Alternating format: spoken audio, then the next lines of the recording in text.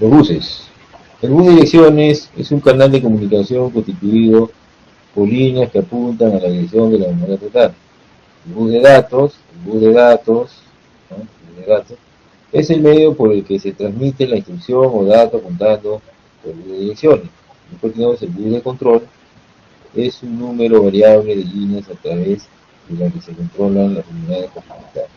Acá tenemos el reloj de una computadora se utiliza para dos funciones principales. Para sincronizar las diversas operaciones que realizan diferentes subcomponentes del sistema informático y para saber la hora, ¿no?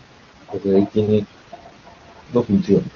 Digamos que estos equipos o cualquier computadora, de cual sea, tiene un reloj del sistema. Entonces uno desarma de repente un aparato, ¿no? Con un microprocesador y hay un cristal ahí, ¿no? Es como un cilindro de metal. Adentro de ese cristal está el cuarzo. Y ese es el que le da la velocidad. Entonces acá tenemos el reloj del sistema, un pulso electrónico usado para sincronizar el procesamiento. Entre el pulso y pulso solamente puede tener lugar una sola acción. Medido en megahertz, un megahertz es igual a un millón de ciclos por segundo, o gigahertz, donde un hertz es igual a un ciclo de 1000 millones por segundo. De esto es lo que están hablando cuando dicen que una computadora es una máquina de 2.4 GHz, ¿no? La velocidad de su reloj es 2.4 mil millones de ciclos por segundo. Después tenemos acá otro elemento, la tarjeta de expansión interna. Las tarjetas de expansión están diseñadas y dedicadas a actividades específicas, como puede ser de controlar la salida de video de la computadora gráfica, comunicación. Las tarjetas de expansión controladoras de periféricos más importantes son la tarjeta de expansión controladora como de video, las tarjetas de expansión entrada y salida, y otras. Las tarjetas de expansión controladora de comunicación. Tarjetas controladoras de comunicación, ¿no? Las tarjetas controladoras de comunicación son unidades que permiten la conexión de una computadora con otra u otras, conformando todos ellos lo que se denomina red informática. Si la red es de área local, LAN, entonces si la red, digamos, LAN, local área network o red de área local, se utiliza una tarjeta de red LAN. Si la red tiene extensión mayor a WAN, mide área de network o red de área extensa. Utiliza normalmente modelo. Dejemos así que una tarjeta madre tipo Pentium, de alta tecnología, ¿no? ATX. Ya tenemos acá, digamos, en la primera, en la ROM BIOS, utiliza el PCI, los puertos, ¿no? Con uno, con dos. Al final acá tenemos al microprocesador, que este es el principal elemento. En sí, todos los elementos son importantes, porque si falla uno no funciona, ¿no? Pero le dicen componente principal básicamente porque el ritmo del avance de la computadora va al ritmo del procesador, ¿no? A mayor procesador tenemos una computadora mucho más rápida, ¿no? Entonces por eso muchos no lo compran para procesador de texto, de repente un acelerón suficiente, ¿no? Para manejar Word, para navegar un poco por internet, pero de repente necesitan una computadora para utilizar el Inventor o el SolidWorks ya de mayor característica, ¿no? Y tarjetas gráficas y todo eso. ¿Por qué? Porque todos esos programas, al ser bien complejos su nivel de gráfico, entonces necesitan mucha velocidad de procesamiento. Pero, por ejemplo, en una computadora de otra cosa, de un horno microondas o de un auto, ¿no? Su procesamiento, digamos, es más lento, pero a la vez tiene velocidad porque está a nivel de pulsos digitales, ¿no? O sea, no convierte pues esa información en una información gráfica, ¿no? O sea, las gráficas son las que más demandan de la memoria, ¿no? Por eso las computadoras han avanzado bastante pues con eso, ¿no? Ahora con el tema de la gráfica, ¿no? Una foto la modifican, le quitan personas, le ponen personas, ¿no? Que no tenía sombrero se lo ponen, ya, eso es gracias al avance pues del procesamiento, ¿no? Antiguamente, por ejemplo, en las computadoras, ¿no? Usted de repente no había nacido, digamos en el año 2000, para abajo, en los años 90, 95, las computadoras no servían ni siquiera para navegar por internet, no existía el internet en el Perú, ¿no? Entonces su nivel de procesamiento lento, ¿no? Pero veloz para la época. Entonces, uno le ponía una tarjeta gráfica, uno manejaba de repente algún programa CAD, ¿no? AutoCAD, y eso era lo máximo que podía, ¿no?, hacerse.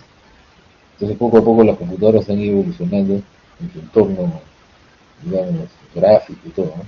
Y ahora la velocidad, ¿no?, para el internet y todo, ha sido gracias a la evolución del procesador, ¿no? Acá, por ejemplo, tenemos los puertos, ¿no? El LPT1 es un puerto, digamos, antiguamente se utilizaba, que es el puerto paralelo, ¿no? Puerto paralelo. Entonces el puerto paralelo, digamos, eh, era un puerto de muchos pines, donde salía ahí el bus de datos en forma, como dice su nombre, paralelo, ¿no? Entonces, el puerto paralelo se utilizaba para las impresoras matriciales, ¿no?, que eran unas impresoras, digamos, que parecía, bueno, es una impresora que parecía una máquina de escribir. No sé si usted conoce una máquina de escribir. Mediante esa técnica de insertar agujas y una cinta, como de la máquina de escribir, una cinta con tinta impregnada, grababa, ¿no?, los caracteres en un papel. Esa impresora se conectaba en el LPT1, se llama puerto paralelo. Después salió un puerto USB, ¿no?, universal, sería luz. Puerto para conectar cualquier dispositivo moderno, ¿no?, con este tipo de tecnología, ¿no? Se conecta todo, pues, ¿no?, las pendrive, ¿no?, las memorias, las cámaras, varias cosas, ¿no? Entonces, ese es el puerto USB. Después tenemos el teclado, ¿no? Teclado. Después tenemos el puerto, por ejemplo, para conectar, digamos, esos periféricos de entrada, ¿no?, el teclado, el mouse, todo eso. Utilizas el PS2. Y así, acá tenemos conexiones eléctricas de ATX, la AT, diferentes tecnologías de computadora. Después tenemos ID1, ID2, conectores para los buses y los discos duros y CD-ROM. El FDC, conector para el bus de la unidad de propiedad. Después, el microprocesador, el slot o socket donde va instalado el CPU. Bueno, el microprocesador tiene una serie de patitas, ¿no?, que inserta en un zócalo y tiene una palanca y lo sujeta. Pincito por pincito le hace presión. Slot para módulos de memoria, ranuras para insertar módulos de memoria.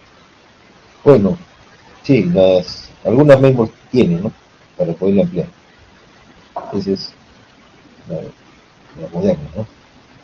Bueno, ahí sería.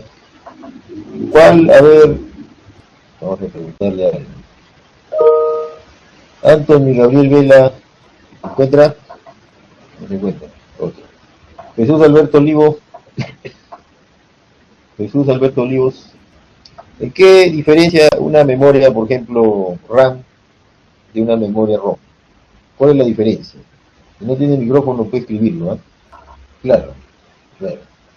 Ya, entonces la memoria, digamos, ROM, como su nombre lo dice, una vez que se programa, estas memorias solo pueden leer, ¿no? Entonces, la memoria ROM es solamente grabado eh, por fábrica, ¿no? O sea, lo que, digamos, la ROM, básicamente los microcontroladores, ¿no? Solamente nosotros que lo vamos a programar vamos a tener acceso a eso, ¿no? El cliente no, el cliente final no. O sea, supongamos que ustedes hagan un aparato, por ejemplo, pueden hacer un aparato para administrar de repente las luminarias, de repente de su casa, ¿no? ¿Ya? Entonces, si alguien quiere modificarlo, el comportamiento tendría que entrar a la ROM, y para entrar a la ROM tendría que después ponerle un quemador, ¿no?, desarmar el aparato. Entonces, esa solamente tiene acceso pues el que fabrica el sistema, ¿no? Esa es la cosa. Entonces, y la memoria RAM en los microcontroladores es una memoria temporal, o sea, de tránsito, ¿no? Bueno, ese sería en cuanto a esto.